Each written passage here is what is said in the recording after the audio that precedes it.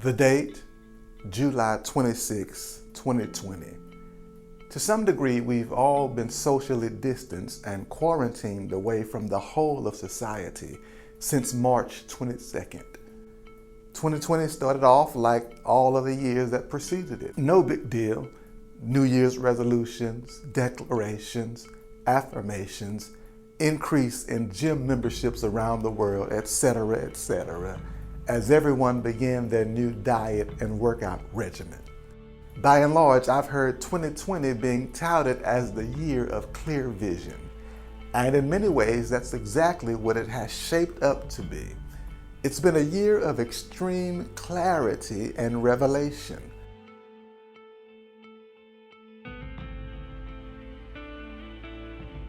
COVID-19 has had some profound psychological and social effects. Studies indicate that the stress and anxiety, fear of contagion, depression, and insomnia have all been heightened. Furthermore, isolation, uncertainty, chronic stress, and economic difficulties are all undoubtedly leading to the exacerbation of domestic violence, substance abuse, a variety of psychiatric disorders, and even increased suicide cases. And if that's you, if I'm describing you, or someone you know, I want you to know that we're lifting you up in prayer. But in addition to that, I encourage you to please reach out for professional help.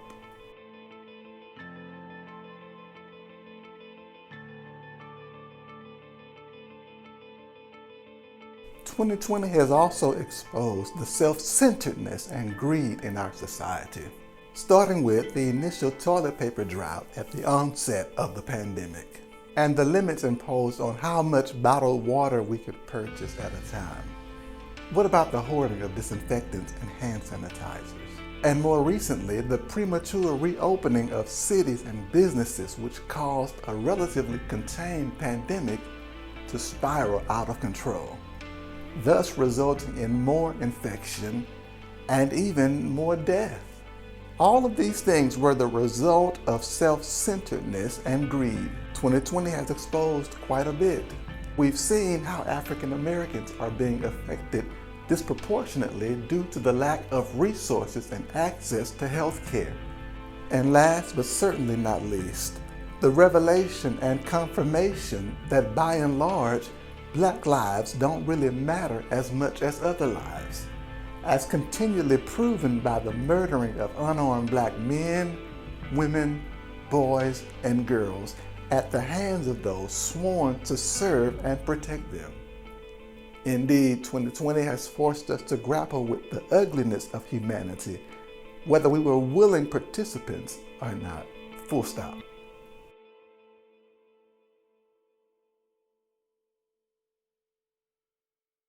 We've had an overabundance of time for self-reflection, and for some of us, that's been an amazing opportunity of a lifetime. However, if we're not careful, too much self-examination, absent from God, can quickly turn into being overly critical of ourselves, and you compare where you are in life to where you thought you would be.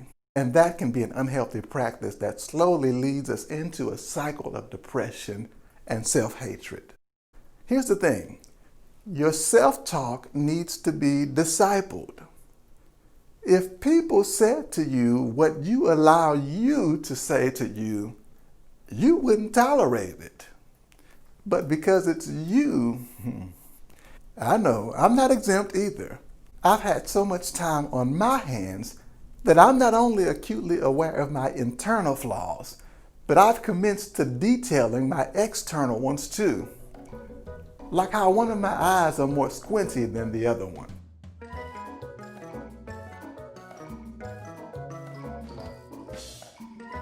Or how I could use a tinge of Botox right here in this area. And don't even get me started on what I need to do with these teeth. 2020 has revealed a lot. Not only for us as a nation, but individually. And I have a strong sense, hence the reason for this video, that many are starting to lose sight of just how dope they really are. So I want to use the remainder of this video to remind you of your dopeness. Rowry creative content. That's a whole lot of love. A whole lot of love. Yes, sir. That's a whole lot of love. We got a lot of love.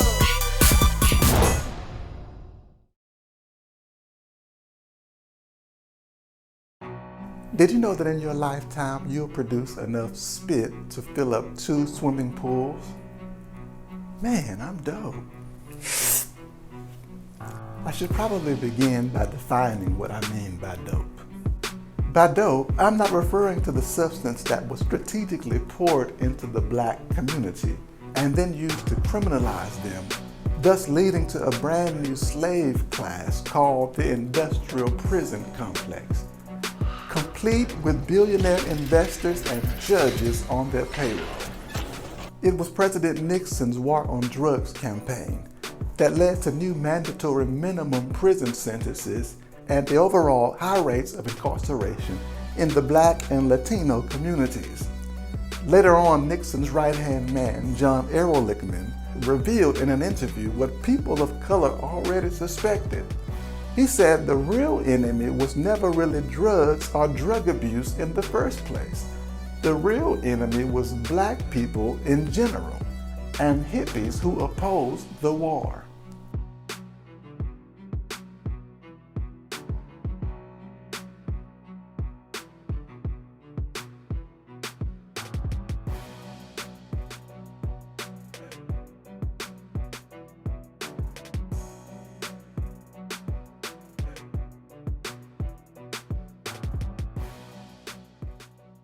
I digress. By dope, I'm not talking about this brother right here. He's a dope. He's the opposite of cool. Bruh.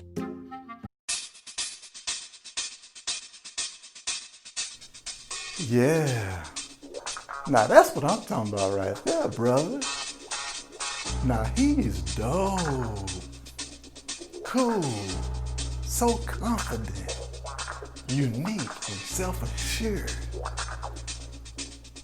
He couldn't care less what his critics have to say about him. Love him or leave him. It's all good. Who is the man that will risk his neck for his brother, man? Shit. Can you dig it? Who's the cat that won't cop out when there's danger all about? Shit. Right on. You see, this cat Shed is a bad in your mouth. What? I'm just talking about Shed. See, that's our problem right there. Anytime you start talking about yourself, somebody wants you to hush. But you gotta learn how to celebrate yourself. I know you've probably been told, like I have, that you're being arrogant when you highlight positive attributes about yourself.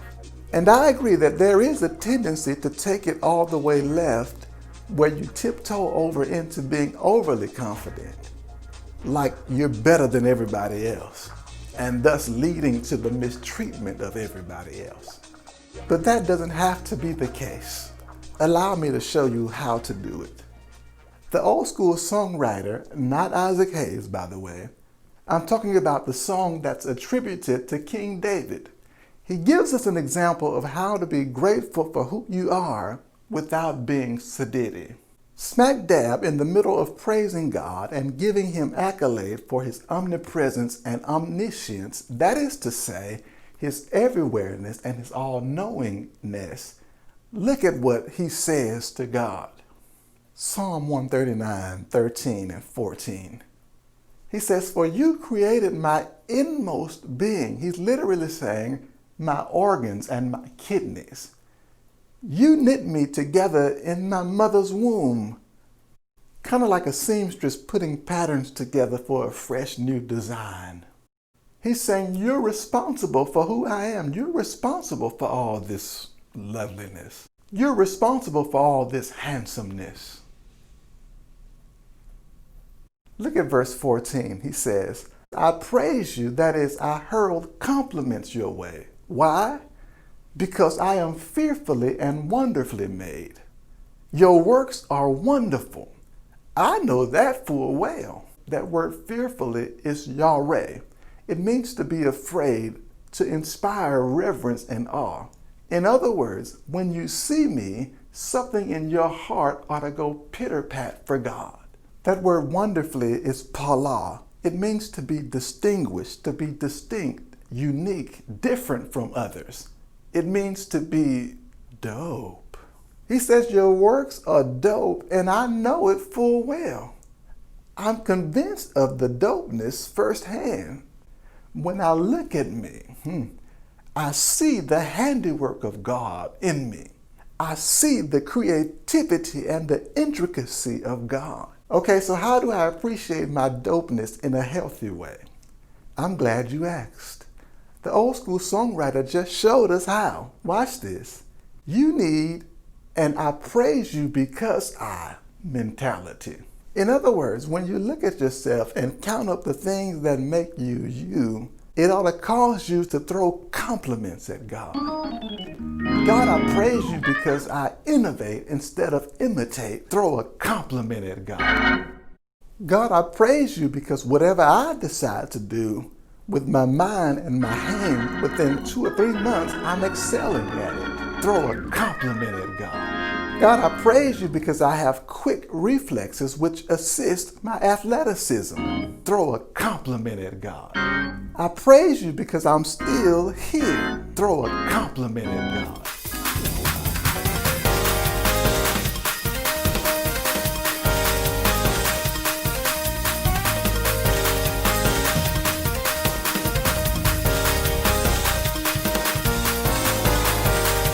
See, the way the world is set up, it's set up to challenge your dopeness at every turn. But you got to know who you are through God's eyes. And if he says you're dope, then guess what? You know.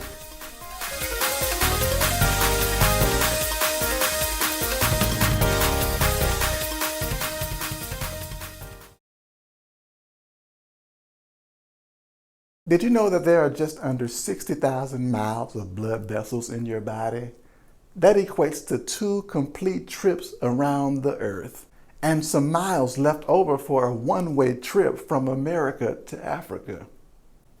You don't need to come back. Why would you come back? I'm dope. Your most basic humanity affords you the right to make that declaration. Man, I'm dope. The fact of the matter is that you won a contest not too long ago that single-handedly legitimized your humanity, thus bestowing upon you dope status. Studies show that you beat out between 40 million and 500 million spermatozoa in the race of a lifetime. What was the grand prize? An opportunity to exist in the Imago Dei, the image of God, with all the rights and privileges and responsibilities that come along with that. I'm talking about the right to unconditional respect and decency no matter what decisions you make along the way. I'm talking about the privilege to decide your own fate because you have free will. I'm talking about the responsibility to steward God's creation well, including but not limited to animals, the natural resources, the environment, yourself, and other human beings. Psalm 8, 3-9. When I observe your heavens, the work of your fingers, the moon and the stars which you set in place. What is man that you remember him? The Son of Man that you look after him? You made him little less than God and crowned him with glory and honor. You made him Lord over the works of your hand. You put everything under his feet, that is to say, you gave him authority over the sheep and the oxen, as well as the animals in the wild, the birds of the sky, and the fish of the sea that pass through the currents of the seas. Yahweh our Lord, how magnificent is your name throughout the earth. The truth of the matter is, God invested within us certain inalienable rights, privileges, and responsibilities, and made us with non-diminishing value, a value that's intrinsic and inherent within the things He created. The first compliment God ever gave His creation was that it was good. Before we ever accomplished anything, God says we were good. Watch this. Solely on the basis of our existence. Oh, I'm helping somebody today. Somebody needs to hear this. You're good. That's it. You exist. You're good. That's it. I know you may have made mistakes. I'm not declaring you're sinless. Don't get it twisted. If you were that good, you wouldn't need Jesus. Let's just be clear. All have sinned and fall short of God's glory. But up underneath all those mistakes and bad decisions and missteps and failures, the goodness that God affirmed in you from the beginning is still intact. How? Because God assigned it to you. The world didn't give it, so the world can't take it away. Did you know that you're taller in the morning than you are at night? Studies show that throughout the day, the cartilage between your bones slowly compress, resulting in you being a centimeter shorter by the time you put your PJs on and hop into bed. Man, I'm dope. Now let's address the elephant in the room, because there's a new iteration out, a new level of dopeness that I want to tell you about that you may in fact be missing out on. It's Dope-ness 2.0. Let's go back to the Reshith. That is the beginning or the inauguration of God's creation. He walks us through the lights and how they should work, how the water should work, how the fish and animals should work, how the vegetation should work. And finally, on the sixth day, verses 26 through 31, God creates two people, two humans, calls them together and tells them to Rada. That is, to reign, to rule, to dominate even. He says you have dominion over the earth, the fish, the birds, and every creeping thing that creeps on the earth. Not only that, but he says, I've given you every plant yielding seed, every tree with seed in its fruit. You shall have them for food. I have given every green plant for you. And God blesses them, and God says to them, be fruitful and multiply, fill the earth and subdue it. Rada. Unfortunately, like humans tend to do, they felt that God was withholding something from them, and it wasn't fair. They thought He didn't give them enough. And truth be told, there's something still lurking within us that craves and desires access to more than God has apportioned us to have. You got a wife, you still want another one. How many cars you need? How many bank accounts you got? And don't get me started talking about slavery. There's something inside of us that doesn't just want to reflect God, but it wants to be God. The pursuit to be God is what got Adam and Eve in trouble in the first place. They were already like Him in that they were created above everything else created. But they wanted more. And in pursuing more, they compromised what they had. They lost access to their home, intimate fellowship with God, a level of intimacy with one another. They had to put clothes on. They lost access to eternity. And ironically, God didn't explicitly revoke their dominion and authority over the fish or the birds or the things that crept on the earth. He doesn't take away their plants, their trees, the fruit, their food, or any of their responsibilities. They didn't lose their authority in that sense, but it certainly and significantly compromised it. The very thing that they had done to God was being done to them. The things that was under their command rebelled against them, like they rebelled against God. Their bodies rebelled against them. Their children rebelled. Their love and passions rebelled. The ground rebelled. The animals rebelled. There's a cinematic cliche that you may have seen a few times, if you like movies at all. There's a bad guy running from the police. Perhaps he just stolen something like money or jewelry or some expensive weapon. And now he's making a mad dash for the border, trying to get to the next town or the next state or even the next country in some cases. Why? Because he knows that if he can get beyond the cops' legal jurisdiction, then he'd be untouchable, and the things he stole would be his forever.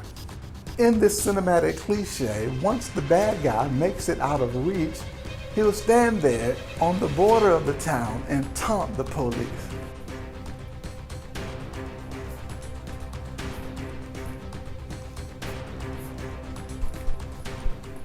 While the police can only watch in devastation at him gloat because it would be illegal for them to cross over into territory that they're not authorized to be in.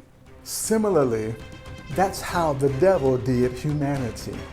He tricked us and stole our intimacy with God. He stole our eternity with God. And no matter how hard we tried to get it back, we couldn't.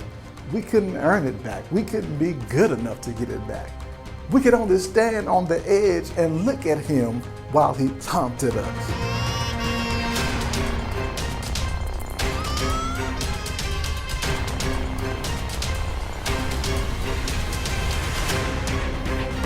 That is, until Jesus, the perfect man, came on the scene and secured jurisdiction that he also shared with us.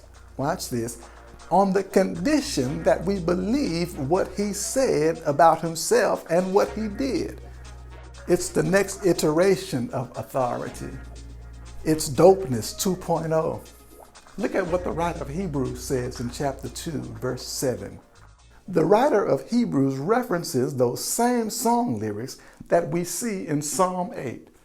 In response to questions around Jesus' humanity and supremacy to all creation, the writer says, "But there is a place where someone has testified." He's speaking of what we know today as Psalm 8. "What is mankind that you are mindful of them? A son of man that you care for him? You made them a little lower than the angels, and you crowned them with glory and honor, and put everything under their feet. In putting everything under them, God left nothing that is not subject to them. Yet at present," now he's throwing shade now, "yet at present, we don't see everything subject to them." Let's shade itself. Verse 9. "But we do see Jesus, who was made lower than the angels for a little while, now crowned with glory and honor because he suffered death, so that by the grace of God, he might taste death for everyone." Skip down to verse 14. "Since the children have flesh and blood, he too shared in their humanity, so that by his death he might break the power of him who holds the power of death, that is, the devil, and free those who all their lives were held in slavery by the fear of death." He's increasing jurisdiction now. Skip down to verse 18. "Because he himself suffered when he was tempted, he's able to help those who are being tempted." Whew, that was a mouthful. Hold on. Now give me a minute. So what does it all mean? Here's the short of it. Jesus walked in our shoes so perfectly, without any mistakes, without any missteps. And in doing so, he made it possible for us to stand up. Now we can be more dope than we've ever been before. We can have dominion and Dope-ness 2.0. How? By simply believing in him. There is a new level of dopeness awaiting, a new identity, some new power, some new authority, some new individuality that far exceeds what we initially had. Initially, we had access to natural authority, but no jurisdiction in the spiritual realm. Now we have supernatural authority because of the work of Jesus. Get off that old operating system and be upgraded to a new and more improved, more robust final iteration of dopeness. Did you know that a tooth is the only part of the body that can't repair itself? Man, I'm dope. All right, finally, here are 7 things that you can do that I found helpful for me when I get into a funk and begin to lose sight of how dope I actually am. Number 1, feed your spirit. Read what God says about you and how He says that we should be navigating this life. Pray. Talk to Him open and honestly. Number 2, enjoy some entertainment. Entertainment has a way of lifting your spirit. Enjoy some comedy, some lighthearted movies, some books, or play some games. Laughter is like medicine. Number 3, listen to old music. It doesn't even have to be good music, just something that's sentimental, something that pulls you back into a time where things were less complicated. Number 4, get some rest. Get away with no agenda. Let your mind wander. Take some time to recenter yourself. Don't underestimate the power of rest. Number 5, serve somebody. You'll be surprised at the level of healing that takes place when you decide to serve someone other than yourself. Volunteer at a local food pantry, a nursing home, a children's home or hospital, a church, or some community events. Serve somebody. Number 6, take care of your body. Treat yourself. A 2016 report estimated that LeBron James spends $1.5 million per year on his body.